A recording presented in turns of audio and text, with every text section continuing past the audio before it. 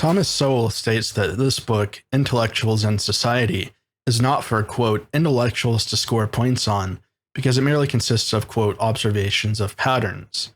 It's entirely because Sowell said this that I feel a need to score points on it. This book is not simply a collection of general observations, but rather it contains truth claims, paradigms, and arguments that are open, just as everything is, to criticism. Sowell may be good at collecting and remembering facts, a task he probably defers to his researchers, but I don't think he is a particularly powerful intellectual. His pronouncements on race are goofy, his worldview is prejudiced and stereotypical, and more or less comes down to conservative apologetics.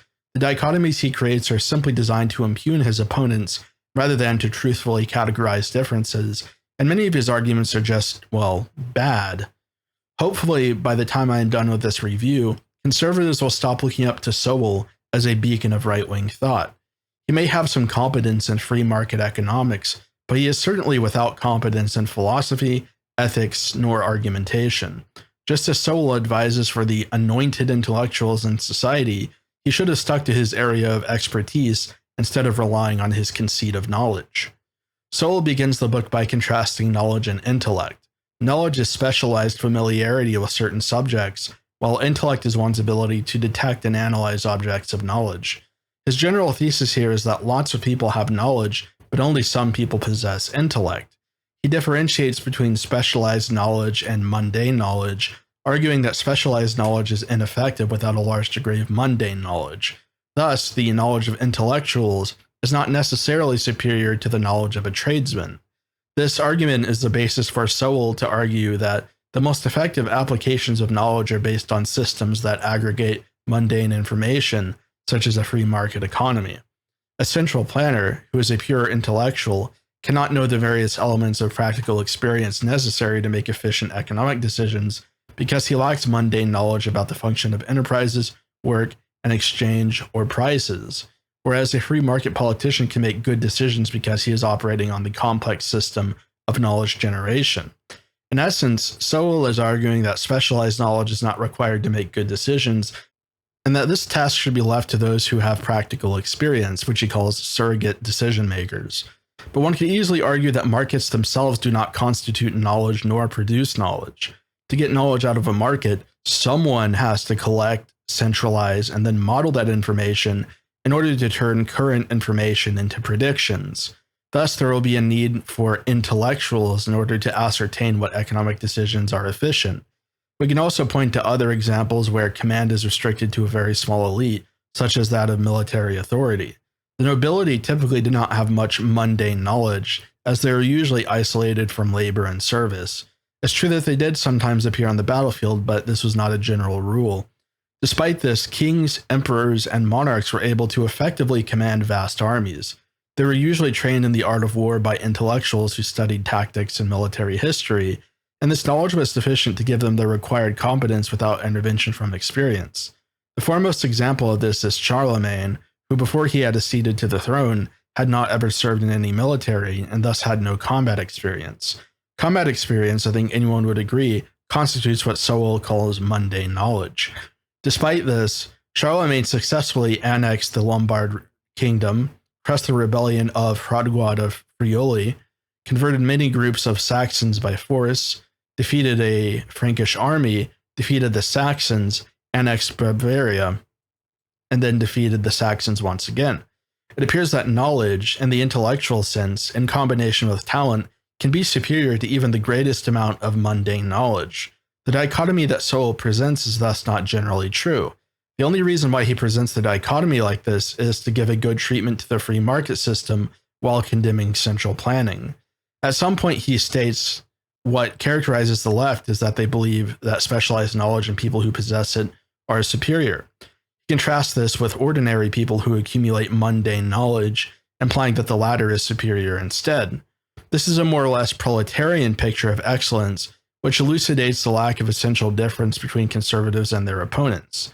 It remains to be said that aristocracy of knowledge is the more genuine right-wing ideal, and that it really has little in common with the left, who tend to argue for the democratization of knowledge instead. In other words, Sowell is wrong about what the leftist attitude essentially is. Sowell gives the example of Marx supposedly saying that the proletariat is only good if they are revolutionary, but Marx did not believe that the proletariat could be anything other than revolutionary due to the laws of class warfare. What Sowell is discussing would be much closer to Lenin's view of the proletariat, which is that he thought the reason the revolution did not occur in capitalist countries is because the proletariat who lives there has become bourgeois due to higher wages. Nonetheless, he is not arguing for an intellectual conceit. He's more or less just extending elements of historical materialism to the proletariat as a class. This invective against intellectuals must cause us to question the value of rhetoric, grammar, philosophy, and metaphysics. Practical experience cannot teach these subjects. They must be arrived at through specialized analysis and then disseminated by a teacher. One could argue that these subjects are essential to the functioning of a civilization, not just a society. A society can exist with or without civilization, but intellectual advances are paramount for civilization. Democracy, for example, could not have existed without some sort of notion of justice. Religion cannot exist without knowledge of metaphysics. Science cannot exist without reason and grammar. Politics cannot be carried out without rhetoric, and law cannot exist without justice and logic. The list goes on. If we hypothetically had a society that consisted exclusively of experience without any intellectuality, it would really resemble the conditions of the ancient Indo-Europeans who roamed around in groups grazing their animals on common land. The fact that we have a private notion of property in Western democracies implies some kind of conception of the self and ego, although I'm not talking about other conceptions of private property. Tribes usually held their possessions in common under the authority of the big man. Various sociological schools have pointed out the essential nature of ideas for the creation and maintenance of civilization. Eric Gans in Generative Anthropology proposed that states were created when people decided to defer acquisitiveness using symbols that virtually satisfied needs. We might also think, historically, about Thomas Hobbes' idea that civilization formed when people submitted their right to use force under a sovereign authority. However we conceive of it, we must admit that civilization is an active effort that is attained on the basis of ideas. Thus, intellectuality must factor into Sowell's framework if it is at all to be coherent. Next, Sowell blames intellectuals for conceiving of disastrous ideas based on their lack of experience and conceit of knowledge. He puts communism into the category, and in fact, he cannot stop mentioning communism. One might suspect that this chapter is, in essence, not a genuinely intellectually curious investigation of the nature and effects of knowledge, but rather it is simply a polemic against leftism. The other elaborations that Sowell makes are not that impressive. He simply argues that conceit of knowledge leads to bad decisions, and modesty of knowledge leads to good decisions. The example he gives of this is the effectiveness of the division of labor. Next, Sowell contrasts two visions of reality. The tragic vision, which consists of the view that civilization is maintained with an active effort based on experience, and the anointed vision, which takes civilization for granted and classifies various things as problems to solve. In essence, what he is saying is that the tragic vision is organic in character. Those who share it accept inequalities and seek to form societies based on autonomous systems, whereas the anointed vision is inorganic and seeks to use knowledge to construct an ideal society based on a sense of moral conceit, which is concomitant with the paradigm that intellectuals are superior to everyone else. Then he tries to define the elements of the left-right dichotomy in such a confused and conflationary way that is frankly risible. The left, as he understands it, is the thesis. It alone is a positive vision for civilization. It seeks to overlay intellectuality onto the vast landscape of human action in order to organize and to subjugate it. The right is simply the antithesis to the left, and as such, has no ideological content. On the left, he includes fascism, National Socialism, communism, and left liberalism. On the right is conservatism, libertarianism, and monarchism. His schema is at first glance contradictory because if the right lacks intellectual content, then how can conservatism, libertarianism, and monarchism be different from each other? We can further interrogate this dichotomy. The right actually does sometimes have a positive political thesis. I fully agree with Sowell that conservatism in particular is just a kind of reaction, but libertarians place a positive value on liberty and the organic society on top of having a rational and intellectual formulation of their ethics. Monarchists believe in the absolute truth of spiritual values and the consequent orientation of society around them. These are nothing but positive worldviews. Furthermore, he claims that those with the tragic vision do not utilize force or law to meddle in the affairs of organic systems like the economy. But monarchism has a rich history of certain kinds of interventionism. In fact, before the rise of capitalism and the collapse of the guild system, guilds were kind of a top-down system of economic control commanded by the monarch. Monarchs held the power to revoke the charters of companies. In the Middle Ages, kings and lords sometimes fixed prices. There were typically prohibitions on peasants selling goods in towns so as to preserve the monopolies of the guilds. In summation, the nobility held a great power of control over the economy and regularly intervened in it. Therefore, monarchy does not match what he terms as the organic aspect of the tragic vision, although one could say that it's organic in other ways. Conservative populists are also not necessarily opposed to state intervention or what an ordinary conservative might think of as socialism. Certain conservatives have advocated for some kind of government-sponsored healthcare, like Mitt Romney. Donald Trump in 2016 spoke as if he were in favor of establishing single-payer healthcare. Populists in the past have also supported labor unions and regulations on working conditions, and we also have to note the tendency for conservatives to desire interfering with the developments of culture, such as restrictions on sexual expression and art. If the right is really organic in the sense that it leaves emergent systems alone, then why does it so often tend to apply force to society? He further elaborates on what certain ideological terms mean. Liberals, in the American sense of left liberals, believe in the amelioration of inequalities and wars as well as the elimination of injustice. Conservatives simply wish to maintain the status quo of society, or in other words, to conserve something. Keep note of this, as he will later argue that conservatives do not defend the status quo. He argues that the anointed feel themselves to have a certain morally righteous mission, which is exemplified by their values. Liberals want social justice, saving the environment, or anti-war, whereas rightists want free markets, judicial restraint, and traditional values. This dichotomy, however, is completely artificial. We can readily admit that leftists tend to conceive of a moral mission or cause consequent to their values, but this remains true of the right as well.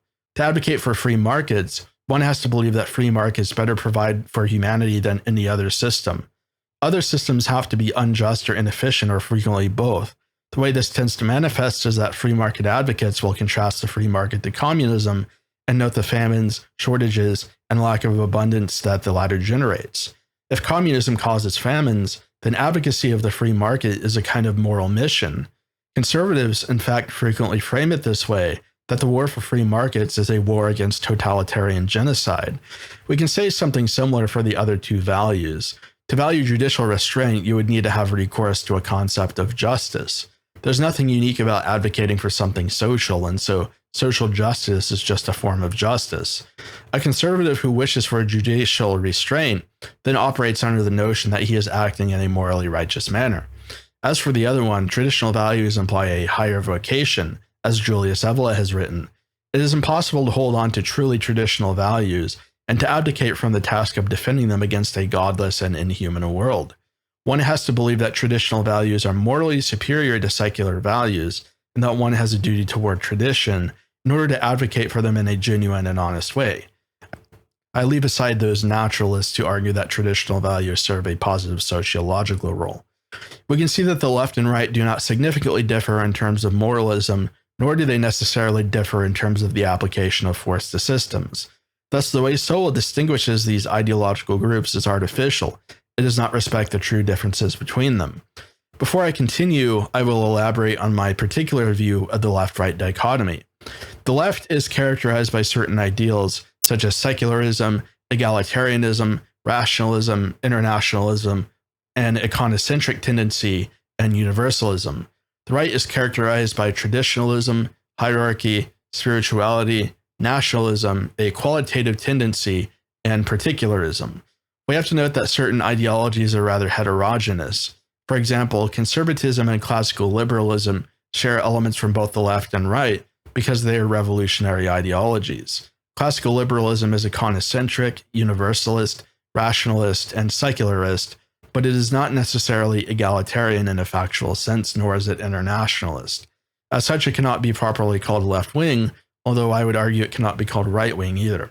Conservatism is econocentric, hierarchical, rationalist, neither nationalist or internationalist, traditionalist, although not in the integral sense, and universalist.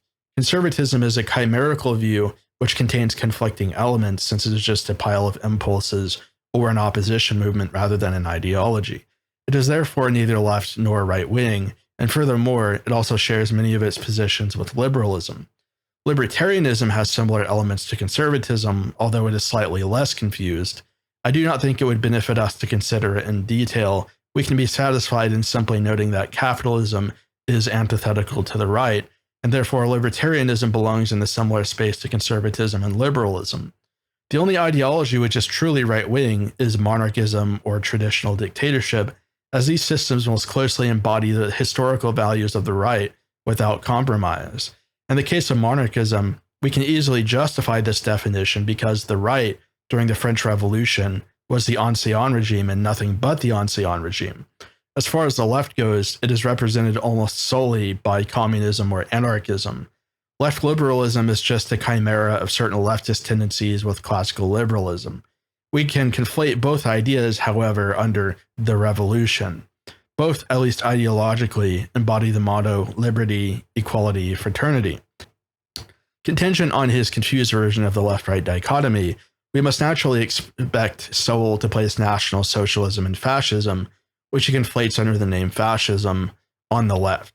His argument consists of the usual prejudices and misunderstandings. The name of the Nazi Party, National Socialist German Workers' Party, includes both workers and socialism. Fascism intervenes in the economy, so it's left-wing. It's collectivistic, so it's left-wing. It's statocratic, so it's left-wing. And it's internationalist, so it's left-wing. We've heard all these stupid arguments before. Without any doubt, fascism and National Socialism are right-wing ideologies. We have to note the points in which they're antithetical to the left, and also the positive points that indicate a right-wing worldview. First, the National Socialist conception of socialism is deliberately non-Marxian. Hitler defined socialism as an ancient Germanic institution which conceived of the idea of the common good. This form of socialism, unlike Marxism, is national and class integrationist. Therefore, it is nationalist and hierarchical. The form of collectivism peculiar to National Socialism respected the personality. In other words, it did not reduce human beings to a faceless and featureless entity like the proletariat, which is defined by its relationships and functions rather than its character. It therefore admitted to the right of a superior person to climb to the top of a privileged position. Again, it's hierarchical and particularistic. The name of National Socialism refers to this conception, and insofar as it mentions the worker, it is simply appealing to the positive evaluation of the worker as the basic foundation for society. By no means does it mean that the worker is the locus of power in the state or society, as would be the case for Marxism. As far as its economic intervention is concerned, Sowell notes that National Socialism, as well as fascism, contained a right to private property. This alone should be enough to distinguish it from leftism. But he argues that the control the state reserved over production must necessarily render it akin to communist social planning. This is nonsense because fascist economics is simply interventionism. The economic system of National Socialism and fascism is called corporatism, and it is in form very similar to the guild system. Companies would join unions, and in these unions were state-appointed leaders who could determine the parameters of production and industry. This is quite the same as the level of control that masters held in guilds during the Middle Ages, as well as the ultimate right of the sovereign to control enterprise. This denotes that National Socialism, like the guild system, subordinates the economy to the political. In other words, it is not econocentric, but rather somewhat qualitative. If Sowell considers monarchy to be right-wing, then why is corporatism not right-wing economics? We can go further and examine statocracy. Why should statocracy be a defining feature of the left? Pinochet's dictatorship, which is generally considered by libertarians and conservatives to be right-wing, was a statocracy. It had no rights of free expression, for which reason it gave communists free helicopter rides. You know, the famous physical removal that ANCAPs like to talk about. Traditional dictatorship is, without doubt, hierarchical in nature. Then we arrive at the absurd claim that National Socialism is internationalist.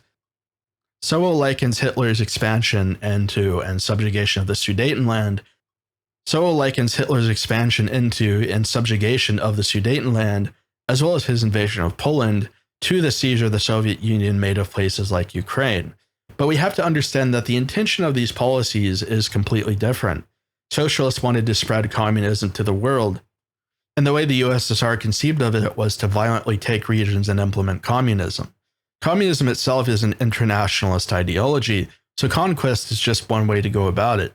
Whereas Hitler wanted to secure additional territory for his race, as well as to liberate ethnic Germans who were living outside of Germany. It had no relationship to spreading the ideas of worker ownership over the means of production, nor did its scope expand to the whole globe, and it considered specifically only the race and national interest of Hitler. What Sowell is looking at is, in reality, just imperialism, and imperialism is self-evidently independent of the left-right dichotomy. Rome was an empire, as was Germany and Britain, but one could argue that the Soviet Union was simply a continuation of the ambitions of the Russian Empire. It isn't so much that Germany is left-wing because it is imperialistic, but rather, if we were going to make a conflationary argument, one could argue, as certain anarchists do, that the USSR was to some extent right-wing, or at least had certain right-wing elements in contravention to Marxist ideology. Lastly, we have to address the accusation that the USSR was nationalist due to Stalin's policy of socialism in one country. We can readily admit that the USSR had a certain nationalism due to its policies of Russification, particularly in Ukraine, but why would this make Germany left-wing? Why wouldn't this render the USSR right-wing? Sowell is completely confused. We can also note a further nuance on this question, which is that the intention behind socialism in one country is still internationalistic. Stalin's theory was that Russia would serve as an example to the world that socialism was superior, and this would inspire revolutions in other countries where they would adopt the same political system as the USSR. In contrast, the nationalism of fascism asserted that fascism would be different in every country it was implemented in, which obviates the nationalist character of that ideology, since ethnic differences would necessarily alter the character of fascism. If we want to classify the USSR, we have to acknowledge that it is not true Marxism and is therefore somewhat chimerical. Sowell, however, should not be allowed to use this as a basis to declare that all of its features are left-wing, and therefore National Socialism and fascism must be left-wing because they share certain of these chimerical traits. We have established that National Socialism and fascism are nationalist, qualitative, hierarchical, and particularist. We can question whether these ideologies were truly spiritual, as they both made pretenses towards spiritual values without fully embodying them, but nonetheless, these ideologies more or less fit our more accurate criteria. The next chapter, Abstract People in an Abstract World, is about inequality. It starts out actually pretty good, as Sowell criticizes the egalitarian view of people as individuals devoid of differences and qualities. The anointed presume that all people are necessarily equal in all circumstances, and thus when they see empirical proof of disparities between people, they conclude that these disparities are due to some kind of oppression. Sowell points out that there is no empirical support for this presumption of equality, but his theory for why inequalities between people exist is really bad. I obviously have to be very careful discussing this subject on YouTube, so I will only discuss this in terms of differences between individuals. Sowell is agnostic regarding whether IQ differences between individuals are the result of heredity. In this book, though, he more or less abdicates the task of investigating that question, something for which there is no excuse since twin studies were available in 2010. He provides an alternative socio-historical theory that is supposed to explain differences in outcomes in IQ among people in society. This amounts to basically a kind of soft version of sociological and geographical determinism, and what he writes in this chapter sounds an awful lot like the work of Jared Diamond, which has been thoroughly debunked by Ryan Falk.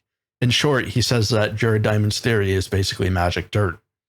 Sowell states that the reason behind individual inequalities is that geographical conditions have caused differential rates at which people advance culturally through relative levels of isolation.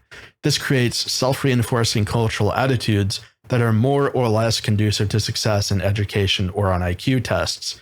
He states that cultural attitudes are inherited, so in essence he is arguing for a form of Lamarckianism, or the heredity of acquired characteristics, an idea that originated in the classical age in Hippocrates' airs, waters, and places. There is, however, no empirical evidence that historical cultural behaviors themselves transmit biologically. Instead, what actually drives behavior is a combination of genes and proximate environmental factors. Everything from certain dimensions of political belief to personality is at least above 50% heritable, and so a large component of the disparities that we see in society are simply the result of genes. Culture by itself has a limited role to play in this due to gene-environment interactions. In other words, genes influence culture, and culture influences genes. We also have to note that intelligence is very highly heritable. Estimates vary, but Falk has made a very good case for why we should accept an estimate of 80%, and there are a lot of experts in the field of biology who also agree that it should be around 80%. Joseph Bronsky went even further and asserted 100% if you really want to believe that. Either way, cultural factors are not a sufficient explanation for differences, contrary to the claims made by Sowell. There is a glaring blind spot in Sowell's argument, which relates to the social conditions of the United States, but I will not elaborate on this. It should be quite obvious if you read this chapter of the book yourself, along with the information I have provided. The following chapter is Arguments Without Arguments. Not an argument. Sowell lampoons left-wing critics who use what are properly called thought-terminating cliches to dismiss the arguments of opponents. For example, there is a lengthy discussion about the tendencies for certain intellectuals to dismiss arguments because they are too simplistic. The implication is that an argument which is more complex must necessarily be better. Of course, we know from empirical models that this is not necessarily the case. If a simple model has more predictive power than a more complex model, then the simplistic model is better. We might think of the difference in predictive power between IQ and EQ. EQ is much less predictive on metrics of performance than IQ. This applies equally to arguments. Here we do not have a problem with Sowell. However, at the very beginning of the chapter, Sowell declares that a priori argumentation cannot be truthful. He says that an argument without argument consists in not considering empirical facts and observations. Consequently, Sowell would be forced to consider Thomas Aquinas' proofs of God to be arguments without an argument, since they are made without any reference to facts or observations. But we might disagree with Aquinas, which is fair enough, so consider logic.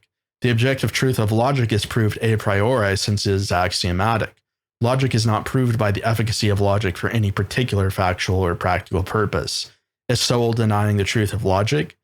We might sense that his motivation here, as it was for the first chapter, is based merely on a polemic.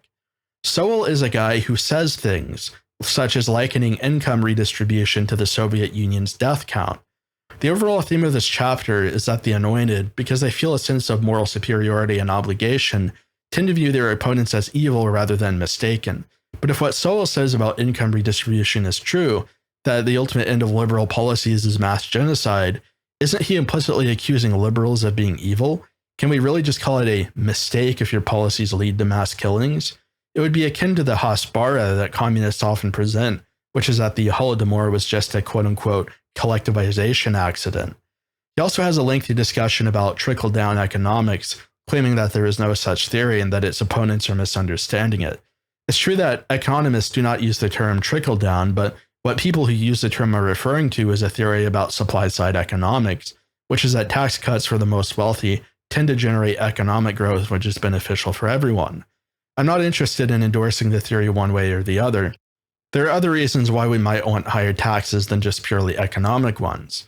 The point is, there are opponents to this theory who attack this particular claim, so it's not as though they're making an argument without an argument. They might choose to use the phrase trickle down because everyone can understand what that means, and it's a very concise way of stating the theory. Sowell's statement that there is no such term is actually the real argument without argument. Regardless of these sayings, I mainly want to focus on Sowell's critique of John Rawls. It's not very thoughtful and doesn't interface at all with the structure of the rational arguments that Rawls made. I made my own critique on Rawls on this channel, if you want to watch that, where I argue that even if we accept the original position and the veil of ignorance, we can arrive at the creation of an unequal society. Sowell, on the other hand, does not interact with either of these central ideas. His critique is thus pretty bad. So how does Sowell critique Rawls? He argues that justice cannot be categorically more important than other values.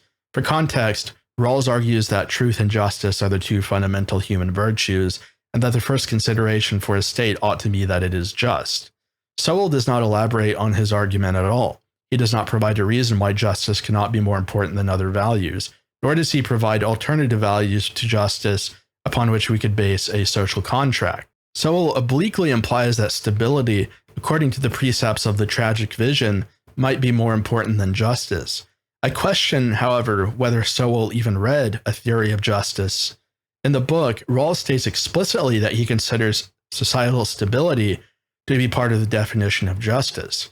He argues that an unstable society cannot be a just society. Sowell missed a pretty obvious objection to Rawls, which is that his other primary human virtue, truth, is just as rational a starting point for the creation of a state, or even for the definition of justice itself, as one could argue that a false justice is not justice at all. Furthermore, Sowell questions Rawls's idea of social justice. He argues that social justice cannot exist because people deserve their inequalities. The reason for this is because inequalities are fair. To attempt to redress natural differences would be a kind of cosmic justice, not social justice, but this is a questionable view, since there are other inequalities that do not result from natural differences, but which are instead systemic and therefore social. There is empirical support for the fact that one's character or ability does not necessarily determine one's position in society. The correlation between IQ and income is quite a bit lower than you might expect. The highest I've seen is 0.4, which is a moderate correlation, but it can go down even lower. J. Crowley et al. 2001 found that, quote, if we exclude human capital measures, measured cognitive ability explains between 14 and 19.9% of wage variance, end quote. In other words, it was a correlation of around 0.2 for all racial groups. IQ is not quite the same as character and behavior, although IQ is correlated positively with conscientiousness. But we could argue that if the United States were really a fair meritocracy, the correlation between income and IQ would be more robust. Instead, what we frequently find is that intelligent people with college degrees have to resort to working at Walmart or Starbucks instead because they cannot secure a professional career. There are many economic factors which function without respect to the individual that complicate the process of climbing the class ladder. Consider the lack of availability of entry-level positions, elevated credential requirements, the fact that companies under capitalism tend to consume labor without replenishing it, as well as the tendency for companies to reduce the size of their workforce in order to cut costs and generate higher profits.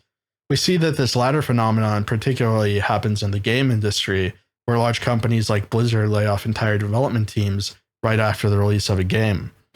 Thus, we can see that capitalism, because capitalists are behaving unfairly to workers, generates inequalities that are not the result of differences in behavior and character. Since the cause of these inequalities is completely systemic, Sowell cannot argue that people deserve these inequalities, even if we might be able to argue that inequalities such as differences in IQ and differences in behavior are perfectly just. In the next chapter, Patterns of the Anointed, Sowell elaborates on what he sees as the general tendencies among leftist intellectuals. The first is a belief that leftists, that those with the tragic vision, are simply defenders of the status quo. He cites writers like John Dewey, who argues that conservatives simply want to halt change in free society into a static condition. Sowell interprets the statement to mean that liberals think conservatives are literally opposed to change, and for which reason Sowell provides a list of conservatives who have proposed various changes in paradigm and policy meant to achieve their goals. Karl Popper has a less literal view, which is that advocates for the closed society are attempting, like Plato, to halt change as much as possible to preserve a golden age of prosperity and morality. Advocates for the open society, on the other hand, endeavor to create a society that consists more or less of organic social change through rational argumentation and freedom of choice, harnessing this dynamism for the progress of humanity. In many ways, Popper's dichotomy, which is nevertheless not without problems, better captures the essential difference between conservatives and leftists than Sowell's. It isn't so much that conservatives abhor change in a literal sense, but rather they are opposed to the continual evolution of society's values, systems, and norms, a fact which Sowell implies when he discusses the indoctrination that happens in schools and the subversion of values. The only reason conservatives propose sweeping changes is to return society to a sort of static state, which better conserves its systems and values. This is why conservatives argue for social restrictions, restrictions on freedom of choice, restrictions on expression, as well as restrictions on political participation. We might think of the common tendency for conservatives to argue that socialists should be banned from participating simply because they are anti-American, or the historical creation of the House Un-American Activities Commission in the 50s. When conservatives propose changes to economic policy, they only do so for the sake of preserving the capitalist mode of relations and production. In other words, it is change for the sake of changelessness. Leftists, on the other hand, propose changes for the sake of a dynamic condition. They want society to continually evolve and progress under the notion that forms of science, like sociology, enable us to create a better and better society with our greater degree of knowledge. It is the difference between an evolutionistic and degenerative paradigm, which cannot be captured simply through the notion that conservatives do make changes to society. We have to ask what that change is for, not merely be content to point out that it is a change. Furthermore, I must question Sowell's method here because he creates a new paradigmatic category and then retroactively applies it to thinkers who did not share it. John Dewey wasn't criticizing some general pattern of the tragic vision when he argued that the right are defenders of the status quo. Instead, he was talking specifically about conservatism. And ironically, Sowell previously said that conservatives tend to defend the status quo. If conservatives are simply oppositional and thus non-ideological, they cannot be anything other than defenders of the status quo. Thus, John Dewey was completely accurate and righteous in his observations. Next, Sowell argues that leftist ideas exist in a quote-unquote bubble, that they do not come into conversation with other ideas. To a certain extent, this is true. We can look at how the conversation about IQ tends to play out, as sociologists largely just reject the theory of heredity out of hand without endeavoring to disprove it, and then present a panoply of alternative empirical explanations to IQ without criticizing the studies that hereditarians actually present. This isn't a universal truth because some sociologists and leftist biologists have come up with countervailing studies or obscure methodological critiques, which are of poor quality, I might add, like Turkheimer 2003. But if we are looking at this in general terms, there is an asymmetry in the degree to which one side addresses the arguments of the other. Sowell, however, expands this bubble claim to a generality that applies also to socio-historical conditions. He argues that China, which at one point was the most advanced society in the globe in terms of intellectual and technological achievements, plateaued after it decided to withdraw into its territories and abandon its imperialistic ambitions. This isolation, Sowell states, crippled the Chinese state because they viewed all external actors as barbarians and declined to appropriate their innovations or come into conversation with them. He says that after China decided to open up again, this resulted in another explosion of innovation and growth, particularly in the 1990s when China adopted market reforms and got rid of a lot of its social planning, the policy known as Dengism. We might note that this point of view has an obvious contradiction, which is that when China decided to stop isolating itself, it suffered from the importation of communist ideas, which caused famines as well as generally poor economic conditions. Thus, openness is not necessarily better for society than isolation. One could say that it did at least industrialize China, but it came at such a great cost that no one would say that it in and of itself is an improvement. The better argument that I would make against Sowell's paradigm is that isolation has benefits, not just drawbacks. Isolation tends to better enable the preservation of moral values, spiritual values, social systems, and political systems. This was true in pre-modern China and remains true of Japan, which still has an emperor and a large majority of the population following Buddhism and Shinto. Japan remained imperial even up into the 1940s, so its policy of a more or less relative isolationism proved to be effective in preserving its cultural and political institutions. Japan today remains still quite resistant to the trends of socialism and leftism that have swept the world. Japan takes in very few immigrants, although this number is increasing, doesn't suffer from the universal dissemination of leftist social morality, and it continues to have a relatively free market policy. Sowell presents his tragic vision as one of traditional values and organic societies, but associates isolation with the anointed vision. However, historically this is incoherent. Those societies that most adhered to traditional values were the most isolationist, like Sparta, in comparison with Athens, which one could associate with the anointed. Again, the dichotomy that Popper presents, even though it's bad, is still better than Sowell's because it better reflects what people in these respective societies would advance and do. Sowell even cites Thucydides at one point in this book as a thinker of the tragic vision, but Thucydides was partial to the traditional isolationism of Sparta, not of the openness of the Athenian trade empire. It remains to be said that isolation better suits the opinions of a conservative like Sowell than it does the intellectuals of the left, who tend to argue for a more or less cosmopolitan and globalist attitude. We must also point out that he who declares that openness is a virtue has no right to condemn diversity or multiculturalism. Isolation and cultural unity are necessarily tied together. The next chapter is called Filtered Reality, and it focuses on the tendency for leftists to use euphemisms for social and persuasive benefit, as well as the tendency for leftists to censor facts and information when they don't suit their particular ideology. This view is quite unobjectionable, as we can see many instances of this today, such as Sweden deciding to refuse collecting statistics on race and crime. The latter half of this chapter is just a repetition of Chapter 1, the notion that average knowledge is more effective than specialized knowledge. It's repetitive even right down to the claim that the Soviet Union had 24 million prizes to set. As such, I will ignore most of it. What is of interest in this chapter is Sowell's response to subjectivism, what people tend to mistakenly refer to as relativism. In other words, he is talking about the skepticism of the verifiability of objective truth. He accepts the premise that we perceive the world as constructed by our brain and our senses, but he argues that our observations are empirically verifiable, and thus we can arrive at objective truth through empiricism and experience. This is the pragmatism argument, the same one that Jordan Peterson uses. I was going to make a video about this, which I eventually scrapped because it turned into a long exposition of metaphysics. Regardless, we can point out a very obvious problem with pragmatism, which is that pragmatism is still fundamentally based on subjective preferences.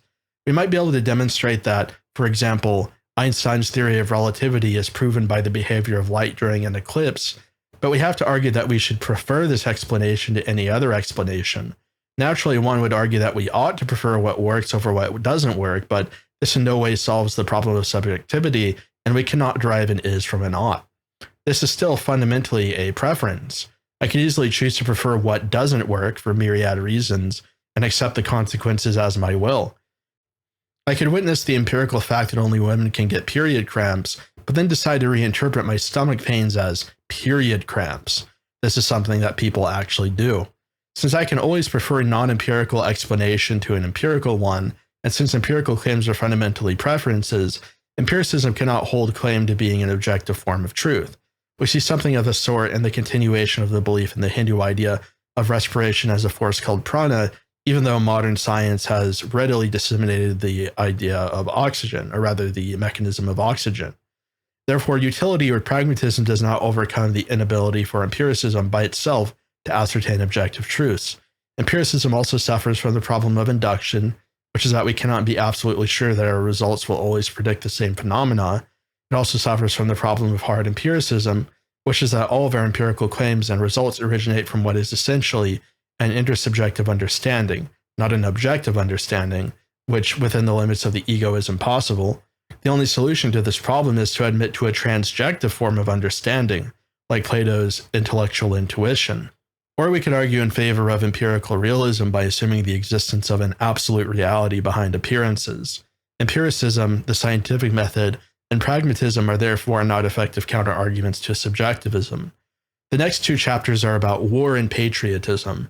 Sowell writes a lengthy number of words in defense of war and armament, and against pacifism and disarmament. His arguments are pretty solid there, but I want to note that the attitudes of what he calls the anointed have shifted in recent years due to the Russia-Ukraine war and the growing prominence of multipolarity. That you could not see that the causing nature of the anointed could be a foundation for violent political crusades is frankly astonishing.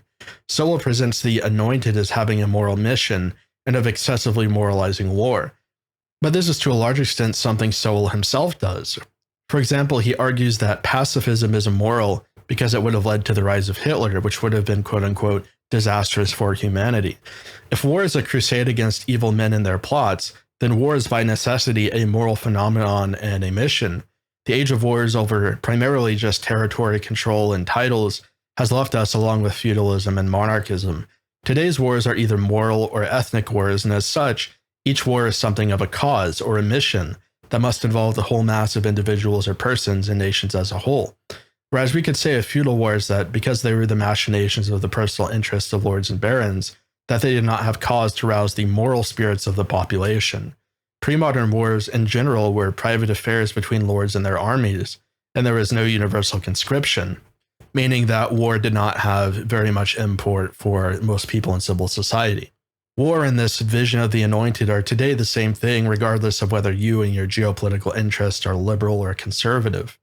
Sowell even writes a little bit about the Iraq War, and he implicitly thinks that it was justified on the grounds of patriotism and the moral mission to free Iraq's people from oppression. Isn't that a bit causy? Isn't that precisely the attitude characteristic of the anointed? We must go even further and examine patriotism itself. Patriotism consists of a rational loyalty to the state and its interests. There need not be any exchange nor reciprocity between the state and its people. Patriotism is simply a form of promiscuous collectivism that appeals to the lowest passions of our soul, such as the desire for greatness and collective power. Sowell defends patriotism on the grounds that nothing else is capable of rousing men to action, but this is not true. Loyalty, which is our alternative to patriotism, is generally what motivated soldiers to fight and to sacrifice in pre-modern times. Loyalty meant loyalty to particular persons, and as such it existed with respect to that person's qualities and moral worth. Loyalty meant also loyalty to principles embodied in the person to whom the soldiers are loyal. This went so far that Roman officers would sacrifice themselves to the goddess of victory by rushing, unarmed, into battle while the rest of the legion stayed put. Furthermore, loyalty, unlike patriotism, gives us a solid ground in which to criticize the actions of people and states. Loyalty is likewise reciprocal. No one would be loyal to a leader who betrays his people. Patriotism, however, tends to valorize the actions of the state and its leaders, regardless of their fidelity, morality, and righteousness. Loyalty, additionally, can have more objects than just the state, or its abstract people, or some abstract idea of an ethnicity, as one can express loyalty to one's genuinely concrete ethnicity or race. Guitoides has pointed out how this functioned in Rome and the Holy Roman Empire. When the Carthaginians invaded Rome, the more Italic populations continued to resist it, even after the disastrous loss at Cannae. In the HRE, leaders have repeatedly emphasized the German character of its people and empire, despite its pretensions toward being a continuation of Rome. One could say that one of the reasons for multiculturalism is precisely the conservative sense of patriotism, since patriotism is only based on broad collectives or on an idea. Loyalty must pertain to concrete people. However, so it is much less liable to degenerate into cultural or international promiscuity. The rest of the chapters of this book, which I suspect were added in the enlarged edition, consist of more repetition of the same points made in chapter 1. Blah, blah, blah, intellectuals create communism, and communism is bad. Average people create free markets, and free markets are good. I feel no need to retread on this ground. I will mention something he says in Patterns and Visions, which is that ideological conflicts are caused by more than just differences in value premises. He argues that differences in facts and evidence cause disagreement as well, which is fair enough, but then he continues arguing that we can never determine which intellectual's view is correct because they are typically just value premises or preferences. But this is not necessarily true, as certain value premises can be downstream from axiomatic truths. Again, we must bring up the example of Aquinas. And further, given that traditional ideas are foundational on an absolute, and since the absolute must be true due to the impossibility of relativism, we can declare that traditional ideas are true rather than merely being subjective preferences. Now that we have reached the end of this book, I want to discern what the real punchline of it is. Is Sowell an anti-intellectual intellectual? As a conservative, he declares that conservatism has no ideology and no moral mission. Leftism alone has an idea and a morality, and this is why it produces misery. The only effective knowledge is that mundane knowledge and practical experience held by the masses. Any attempt to identify and solve conflicts or problems using specialized knowledge must necessarily lead to Nazi communism. The output of intellectuals is not market-facing and is immaterial, and therefore it is pointless. Engineers and doctors, on the other hand, use their intellect in a productive way that meets demand. In summation, intellectuals produce misery. Non-intellectuals produce civilization. Personally, I could not come up with a better characterization of an anti-intellectual.